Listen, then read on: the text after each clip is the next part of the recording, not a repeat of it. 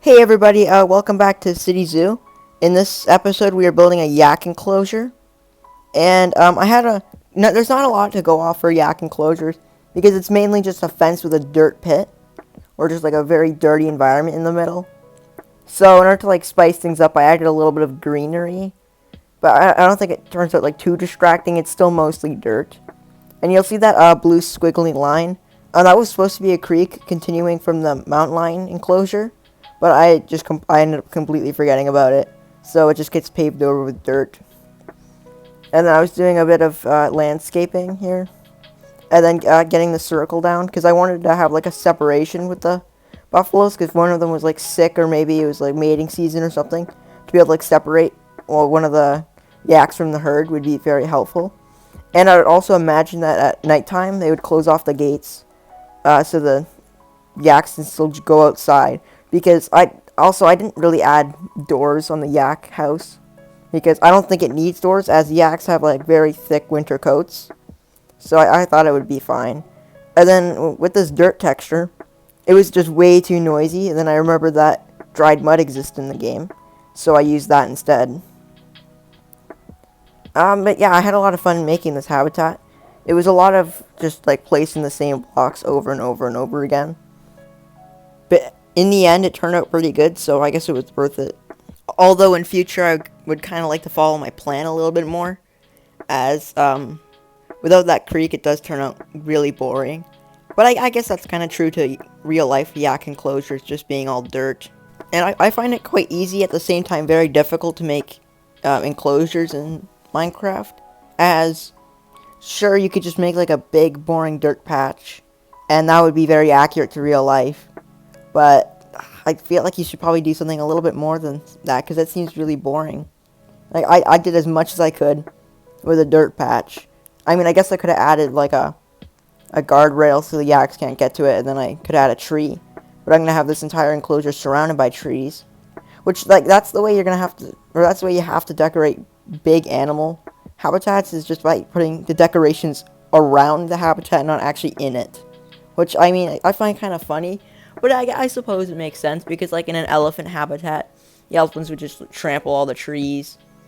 Anyways, I'm continuing that rock face from the black bear habitat because you see like this kind of stuff where you have to include other stuff like I can't just put like a wooden fence. I mean I could put a wooden fence all the way around, but that would turn out really really boring. So instead I used rock wall. I used a stone barricade. I think they all work pretty well together, and then the barn ties everything together. Speaking of barn, I think we're gonna switch over here. Yep. This barn, I felt like we were missing a lot of brick structures in the city zoo, as it's supposed to be like an old abandoned zoo with some modern elements in it.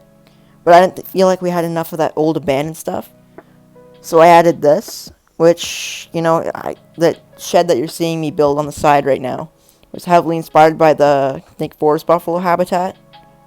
But yeah, I'm quite happy with how this barn turns out. The inside's quite barren. There's just like a few hay bales and water, but that's the most you can do with a barn. That's kind of what they're for, is just storing stuff. And yaks don't really, really need a barn. Like let's say it's winter in City Zoo. Most of the animals need somewhere to take shelter, but the yaks they're built for the cold. If anything, it would be like summer for them. So I didn't really bother on like working on any like doors or anything. That's why it's very open concept. But in the shed, I do like add like a huge supply of hay bales. I just fill it all the way up with hay bales because although they can survive the winter pretty well, I'd imagine they need a lot of food. And then I end up like texturing all the walls how I normally texture them. I had to go fly back and take a look at some of my older builds, as like I completely forgot how I textured them. Like the roof, I completely forgot. I don't understand how I did. But I did, so I looked back and took some inspiration from my old builds. That's why this barn kind of looks very boring, but I think it works well. And this, the end of the, well, not the end, but very close to the end. I'm just adding the foliage in now. And yeah, so I guess you'll be hearing me for the tour.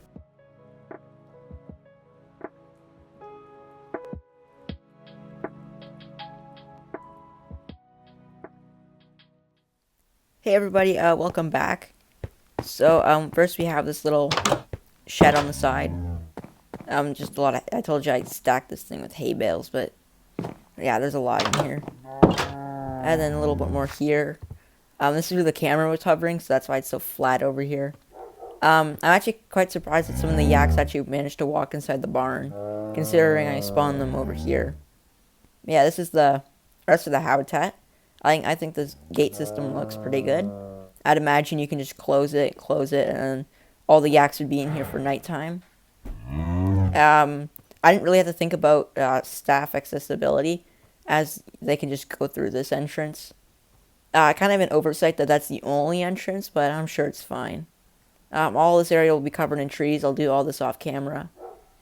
I had another water trough down here. I didn't realize that they had so little water troughs, so I added that. And this is probably the most green area. And then I'll show you the view. Again, I'll do this part off camera too. This is the view that you get from the yak enclosure. I think it works pretty good. Yeah, then I have some information boards. And then it also kind of continues off the black bear area, up on this area.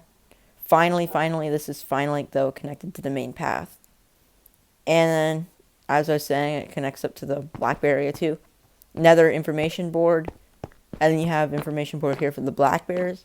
But then you can also look over this railing and you see all the yak enclosures. I intentionally made this like kind of one block away so the main focus is on the black bears.